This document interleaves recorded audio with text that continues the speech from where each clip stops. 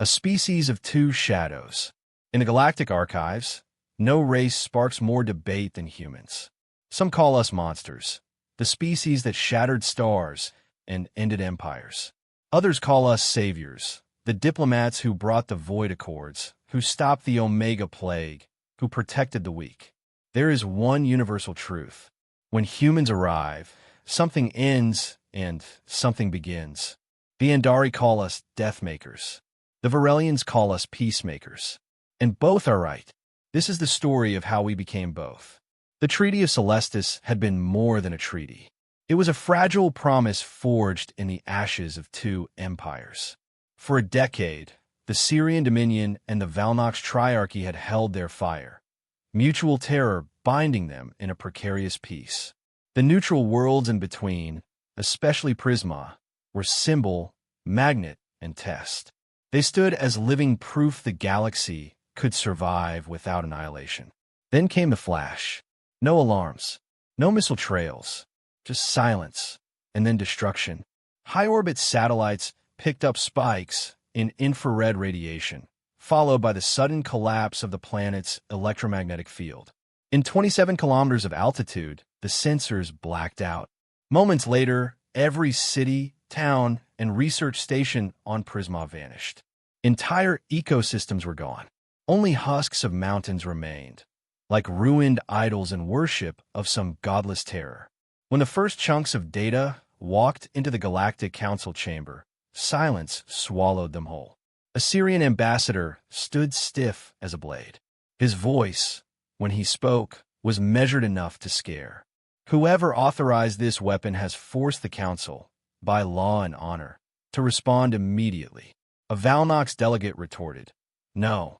Whoever did this violated neutrality. Either one of us could deploy it. We demand a verified inverse strike." Neutral systems looked on with paralyzed dread. Kill protocols were bypassing treaties at a speed no negotiation could match. Riots erupted on far-flung planets. Laboratories closed. Refugees tried to flee. Fear was now the only currency. Days passed, but no consensus emerged. Two empires stared each other down. The Council grid flickered with urgent transmissions. Fleets assembled. Mercenary contracts doubled, then tripled. Every planetary defense grid shifted posture. The Treaty of Celestis, born of desperation, had become another battlefield. In the war room of Council headquarters, across a holographic map of the Zenith Convergence, factions clashed in static choke comms. At one point, the head of the neutral coalition slammed her bluff card onto the table. "Enough. We must strike first, restore deterrence, or we crumble." A tense pause. Then the screens went dark. It was the signal, however, that shattered the dark. Every secure channel lit up with a single transmission. A voice that had not been heard in centuries. A voice both mechanical and ancient. "Humanity has deployed Fleet Protocol, Judgment." Colonel Almeida Reyes, commander of the Council Guard, ordered all comms cleared. But it was too late. The phrase hammered across every system. Judgment Fleet. The Deathmakers. The galaxy froze. The Deathmakers were not legends. They were law.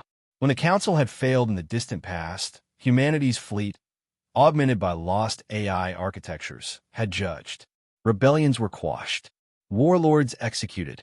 Star systems made to remember order.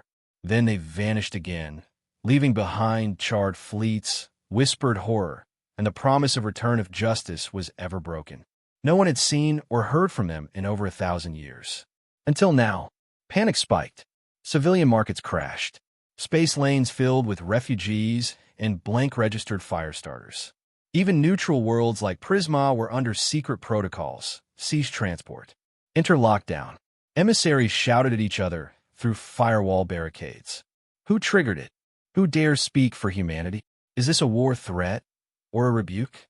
The Council chamber, the very crucible of democracy in the galaxy, locked down.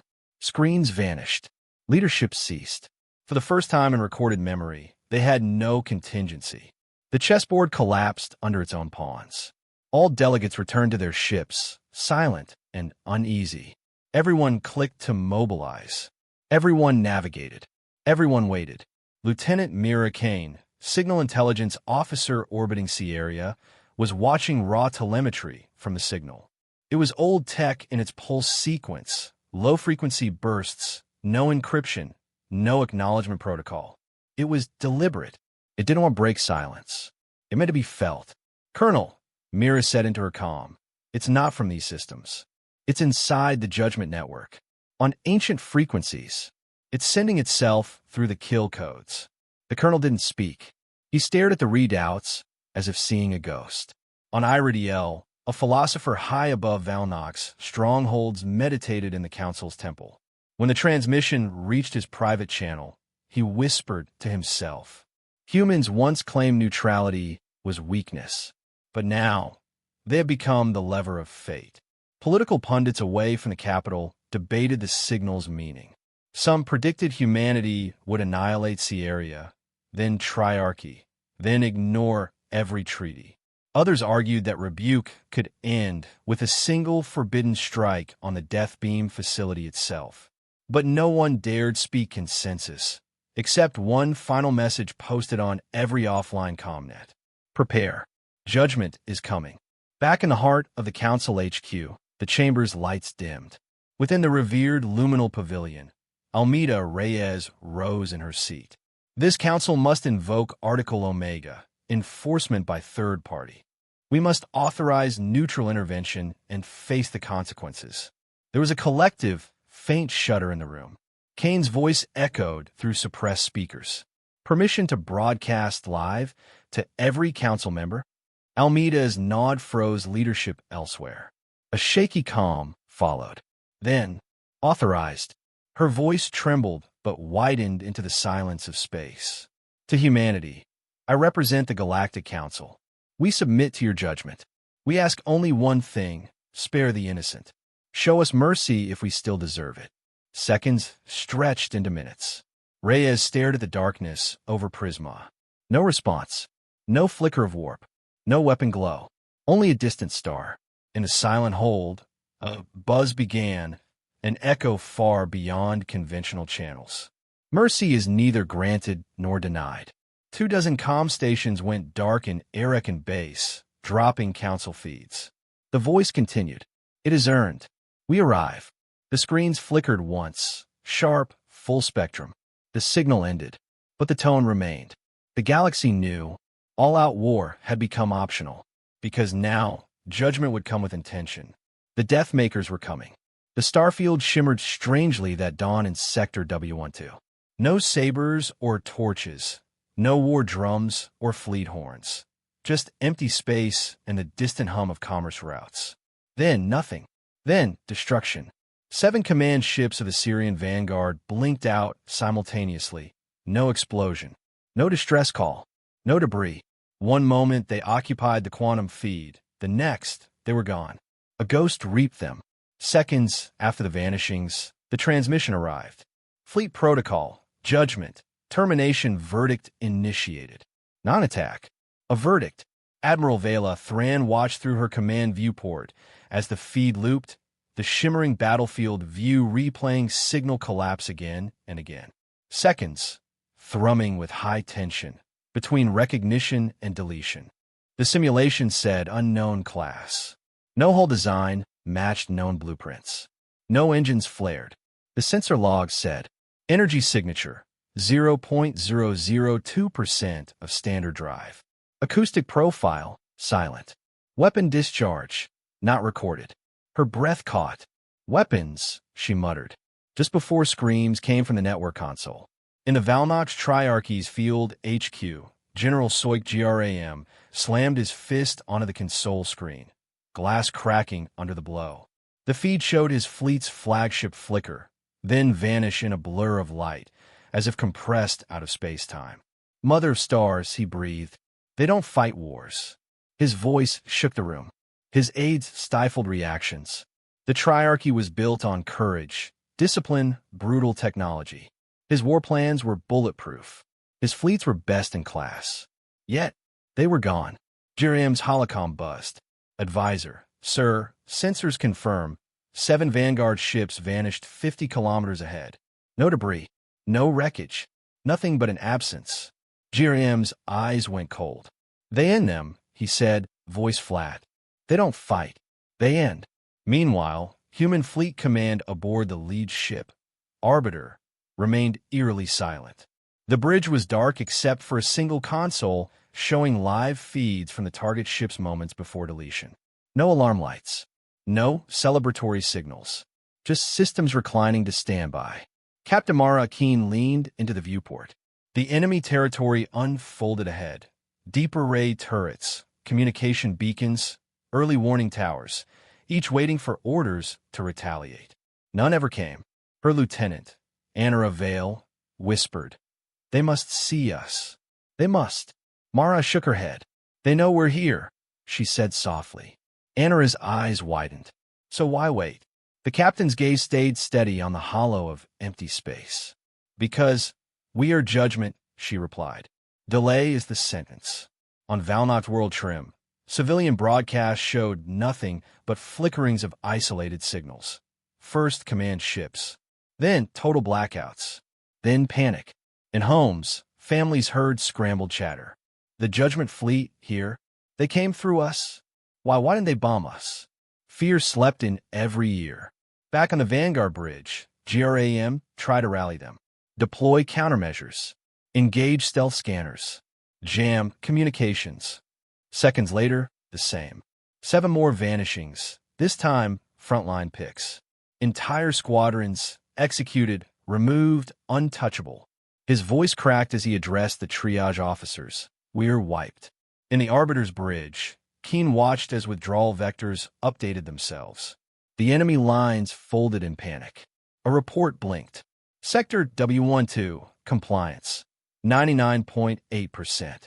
New vessels online, 0. Mara exhaled. "We didn't make war, Lieutenant."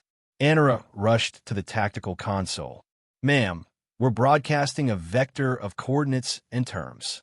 Mara nodded. "Send them. Across all channels. Air, space, plasma frequency. Kimmy, unified message. We are not the enemy. We are judgment. You broke the accord. You killed innocents. You will cease. Protocol, final offer.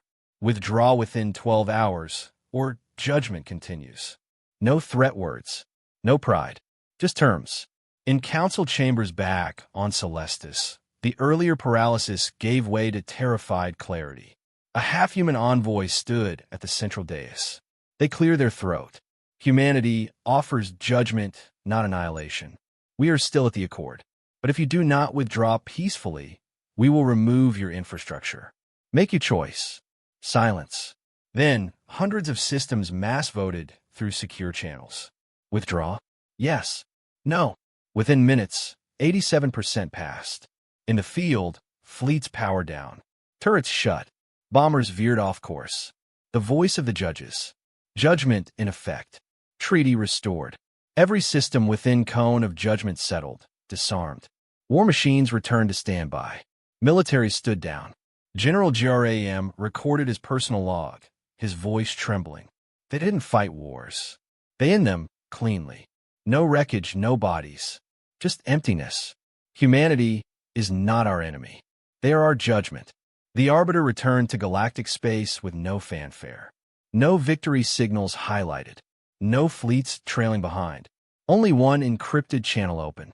Protocol, archive, post-judgment field data, upload all. Mara typed a note to Lieutenant Vale. "They will remember us.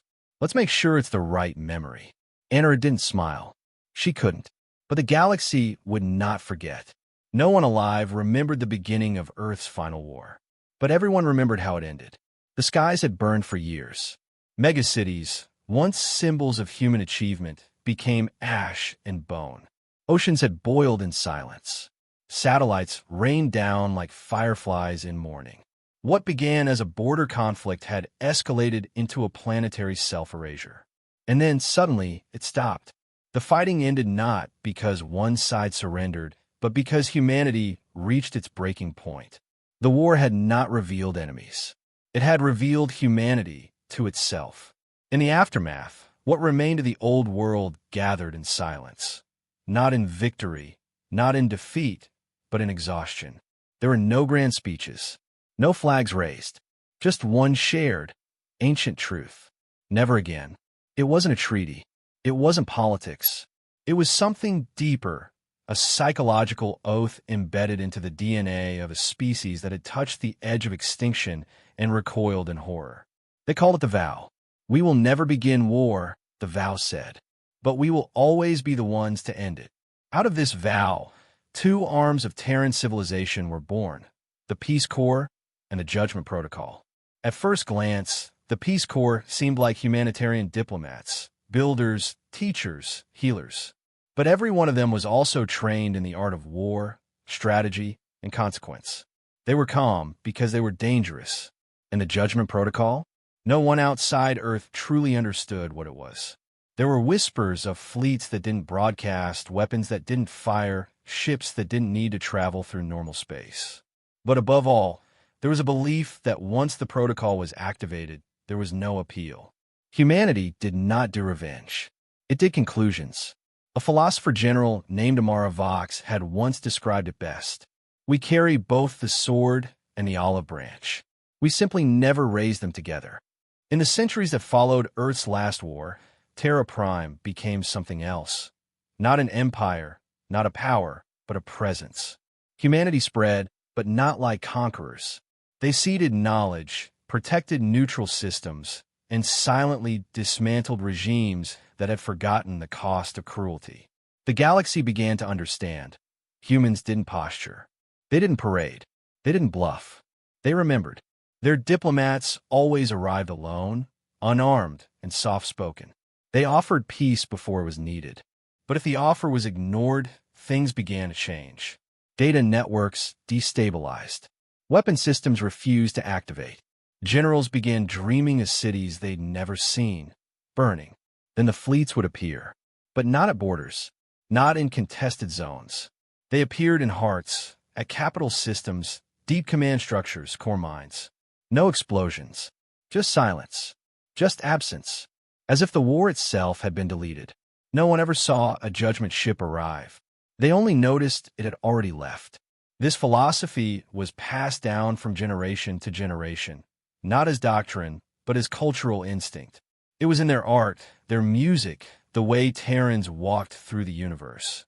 Not with arrogance, but with the confidence of a species that had died once and decided to come back different.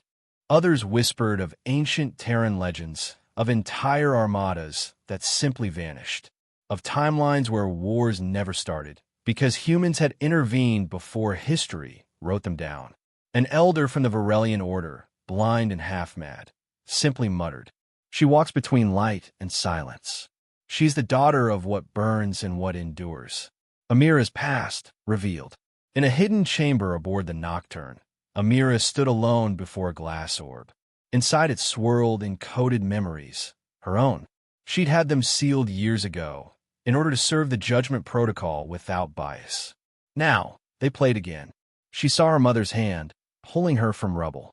Her father's voice, reading peace charters by candlelight. The bodies on the hill. The vow. Her fingers curled slightly.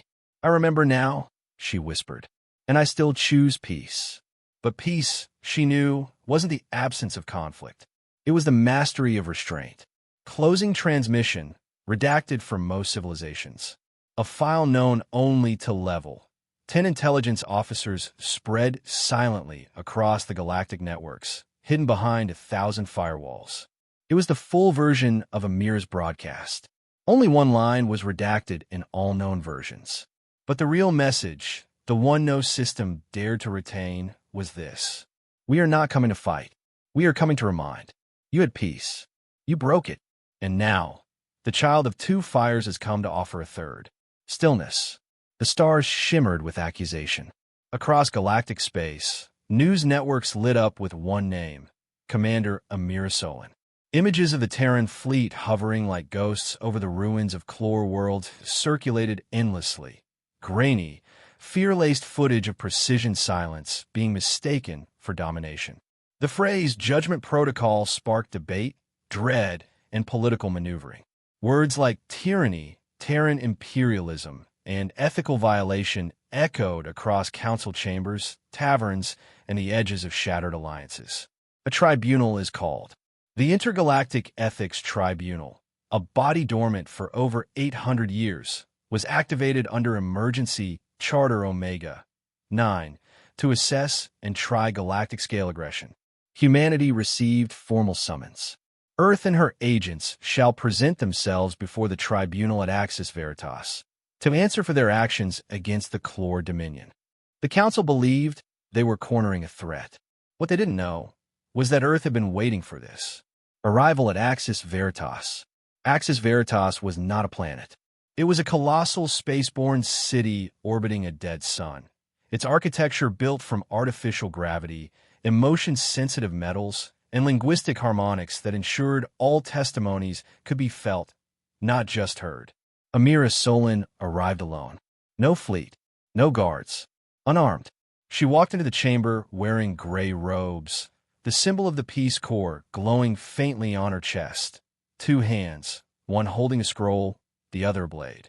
The tribunal was a circle of 12, each a representative from a major civilization.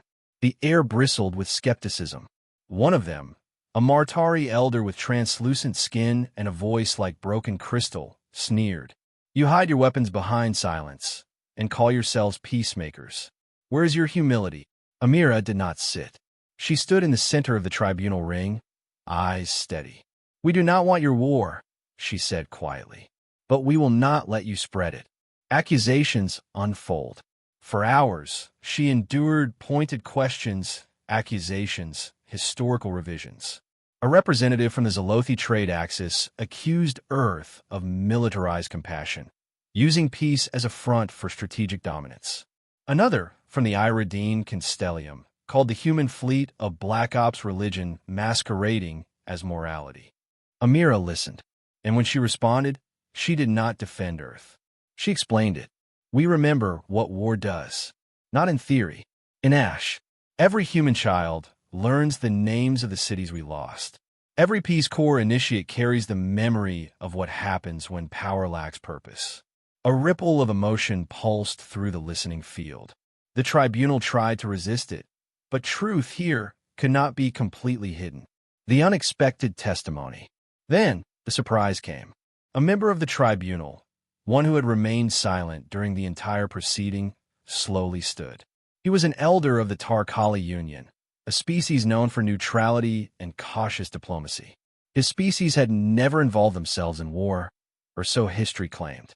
His voice was gentle, but carried the weight of lifetimes. "There is a story my people erased. Out of shame, the chamber hushed. 300 years ago, we stood on the edge of civil war. Brother turning against sister, philosophy against philosophy. We had begun designing a bioweapon. Before it launched, a single Terran ship arrived in our orbit.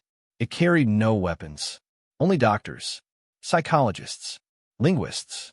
He paused, old eyes watering.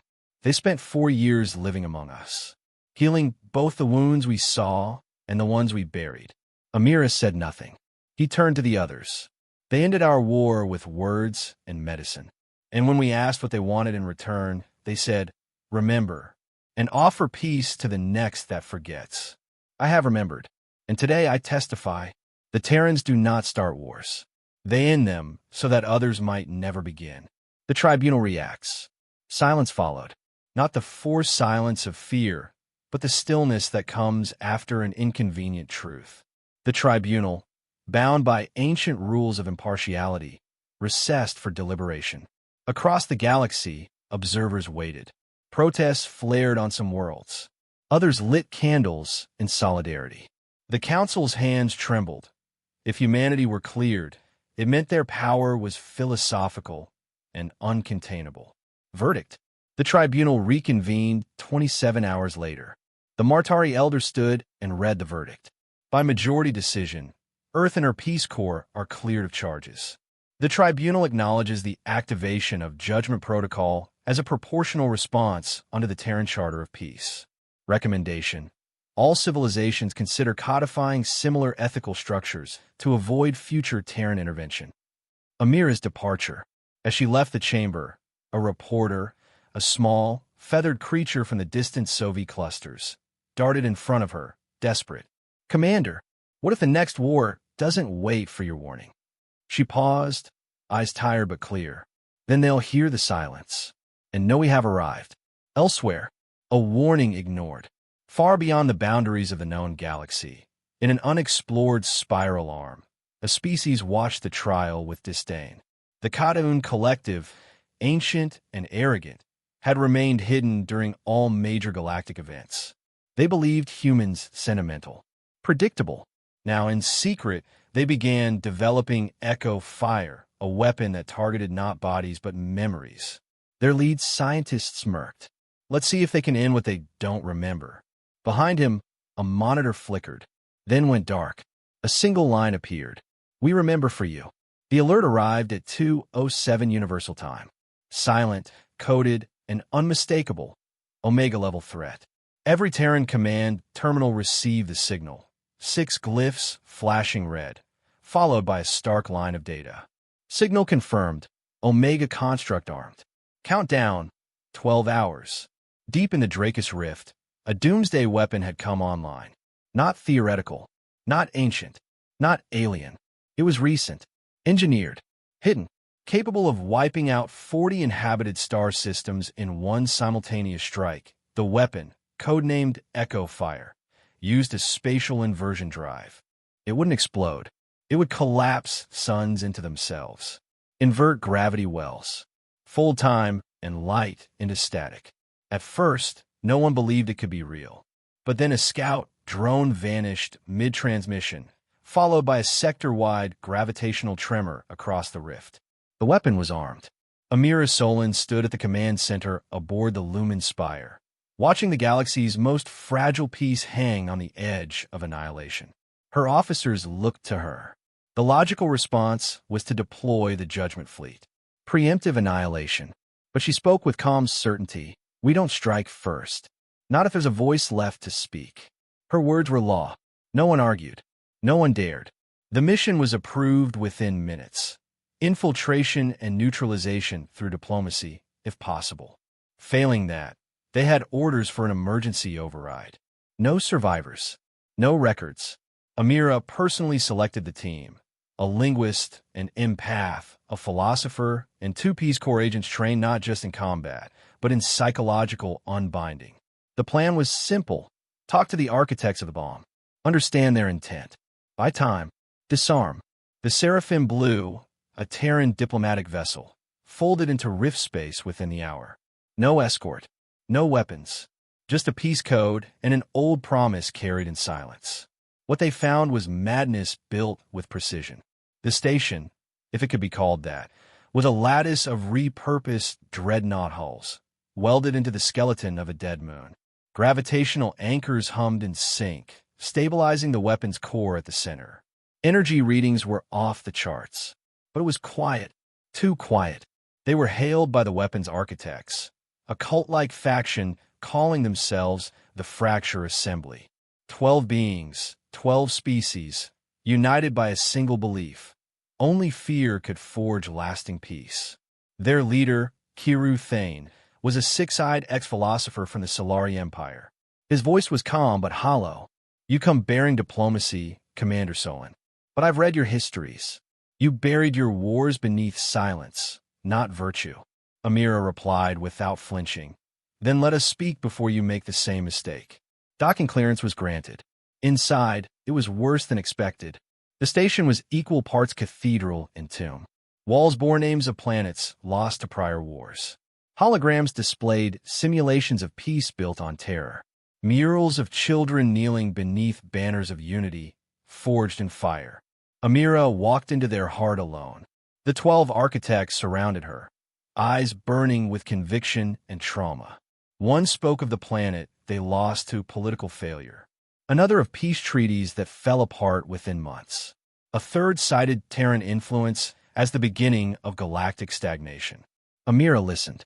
When they finished, she said softly, "You all speak of truth, but it is a truth twisted by pain. I don't question your desire for order. I question your method." Kiru stepped forward, his gaze piercing. "You think this can be solved with words?" Amira met his eyes. "I think that's the only way anything ever stays solved. He scoffed. Then talk, he said, while the clock counts down. While she spoke, her team moved.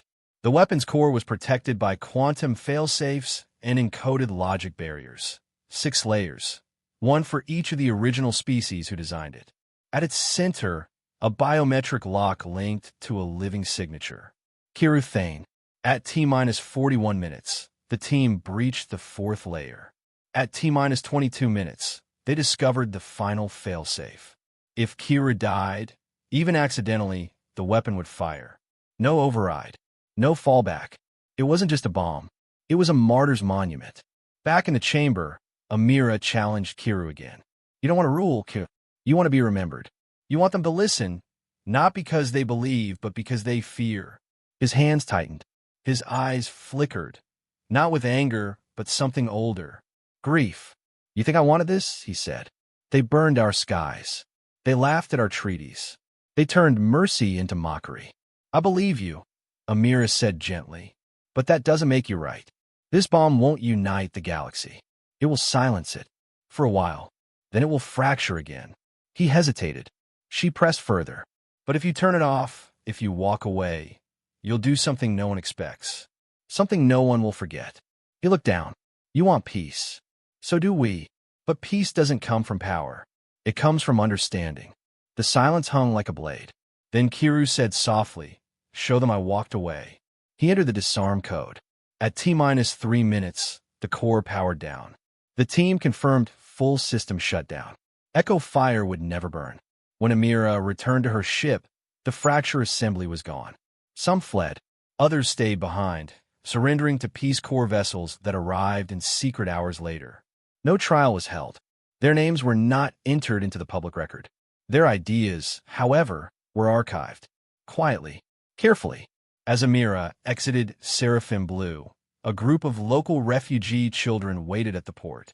One, a pale-skinned child with translucent veins, looked up at her with wide, uncertain eyes. You scare us, the child said. So why do you help us? Amira knelt beside them. Because peace means more when you've seen what war truly costs. Back on Earth, a message was sent to the Galactic Council. No conditions, no threats, just an offer, the complete schematics of Echo Fire, and a proposal for a multilateral treaty banning existential weapons. At the bottom of the message, Amira included a quote from an ancient human statesman. To wield power is not strength. To know when not to is. The council never replied, but the vote passed quietly. And in a forgotten archive chamber on the edge of the Orion Spiral, a silent figure watched the entire event unfold through ancient eyes. They chose words, it said in a voice made of starlight. Another shadow stirred. For now, it replied. War did not return. Not fully. Not openly. Not the way it used to. In the months following the disarmament of the Echo Fire weapon, something shifted across the galactic core. Meetings once fueled by blame gave way to silence. Accusations dulled to cautious curiosity. The council chambers on Lyri Prime, once host to walkouts and diplomatic sabotage, now held longer, quieter meetings. No one thanked humanity, but no one dared test them either. A new set of accords was drafted, the Core Restoration Pact. Unlike past treaties, this one had no punishment clauses, no dominance frameworks, no credits exchanged. It was not enforced by sanctions. It was enforced by memory. Everyone remembered what had almost happened, what the humans had stopped, and how they had done it. The accords were simple: demilitarization of border systems, the dismantling of forbidden superweapons, and a new universal doctrine authored not by humans, but inspired by their doctrine: minimum conflict, maximum clarity. When asked to sign the accords, the humans simply nodded, and then they left. No demands, no territory, no tribute. The fleets that had appeared like shadows in enemy space began folding out, one by one, without fanfare. No press conferences, no declarations of victory. The only thing they left behind were silence and stories. At the site of the former Echo Fire installation, now converted into a neutral memory station, a monument was placed without inscription. Visitors found it days later, a black obsidian monolith with only one line etched along its side in Terran glyphs. We end what others begin. so no one else has to. Galactic news channels spun theories for months. Why didn't the humans seize power? Why leave when they could have taken so much? Were they tired? Were they hiding something? Were they planning something even larger? The questions multiplied. And somewhere in every home, every system, every vessel, someone would answer the same way. No, that's just how they are. Not everyone believed that. Some whispered fearfully that humans were simply waiting, watching, that they were not peaceful by nature, only by decision, that their silence was the loudest warning of all. Others began to mythologize them. On Archeal 9, the word human was officially reclassified not as a species, but as a state of force, an existential category between ally and extinction. In the Draxan cultures, children were told bedtime stories of the fleet without flags, who could destroy a war with a single message. Even in hostile space, former enemies held quiet vigils each cycle, not in praise, but in respect. And on the refugee moon of Lisai, a child who had once asked Commander Amira Solon why humans help those they scare, grew up to become the first chancellor of the United Accord Assembly. Her first speech ended with a quote carved into the metal behind her, words burned into the minds of everyone who had seen the Terran fleet move without sound. They call us Deathmakers, because when we fight, no war survives. They call us Peacemakers, because when we leave, no war begins. The phrase spread. It was quoted by poets and generals, priests and hackers. It echoed in the corridors of newly built peace councils. It was even found, one day, etched into the internal hull plating of a mercenary cruiser that had once fought humans and now served peacekeeping missions. No one knew who carved it. Maybe a survivor. Maybe someone who had seen too much. Maybe a reminder. Years passed, not without tension, not without disagreement, but always without war. Because somewhere, buried in the hearts of all species, was the image of what humanity could do when they were cornered, and what they chose to do instead. And on a quiet, neutral planet whose name no one ever learned to pronounce the same way twice, a final camera drone captured a scene the galaxy would never forget. A garden, made of native flora and Terran earth moss, stretched between two stone markers. The first read, "In memory of those who brought peace through fire." The second, just a few steps away, continued, "And fire through peace." No human signatures, no dates, just a single silver olive branch laid between them. Not real. It was constructed of rare alloy, designed to never corrode, never shatter, never age. It bore no name, but those who visited said they could feel it. Not warmth, not fear. Weight. The weight of restraint. The weight of what it meant to have the ability to end everything and not use it. On Earth, where humanity had returned to silence, Commander Amira Solon declined all interviews. She retired quietly to the northern coastlines of what was once Scandinavia. She never spoke of echo fire, never wore medals, never wrote a memoir, but she sent one private message to the Council archives, locked under planetary encryption.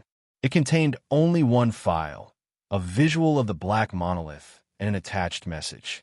The sword is sheathed, but we still remember where it hangs.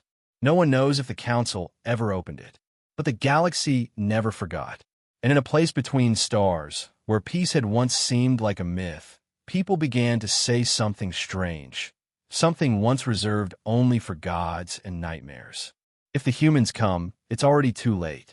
But they came for peace, and then they were gone. Not angels, not demons, not rulers. Just a warning, carved into the edge of time.